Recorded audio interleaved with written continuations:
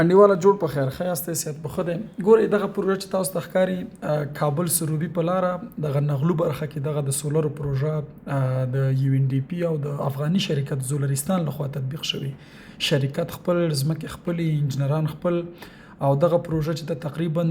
د سبان د 2 میگاواټ برېښنا چې د 23,000 کورنیو ته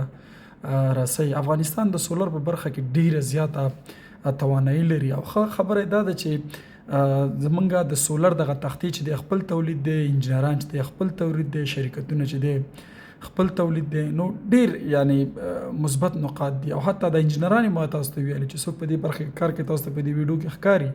چې هغه زمونږ خپل افغاني انجنیران دي. دا یو خبره. دویم مونږ که وګورو افغانستان صحیح دی چې اوی برېښنا ګټه ډیره ده، دوامداره ده، خو د اوی برېښنا دپاره چې دی بندونو ته ضرورت دی، کانالونو ته ضرورت دی او یوازې هغه برخو کې به تطبیقېږي، هغه سیمو کې به تطبیقېږي د افغانستان چې کافي د اوبو سرچینې ولري او چې کوم ځایونو کې نه نو بیا نه کېږي. خو بالعکس سولر برېښنا چې د تطبیق او نصب چې دی ډیر اسانه او ارزانه چې دی. بل افغانستان چې دی د کال ډېرې ورځې که تاسو په کلنډر یا جنتري کې وګورئ هغه لمر یعنی ډیر زیات لري افغانستان دغه بالخصوص دغه کلیوالي سیمې او بل د چاپیریال سره یعنی دوستانه دغه چې دی انوایرمنټ فرندلی برخه ته درکوي یعنی ماحول چې دی ډیر زیات نه خرابوي.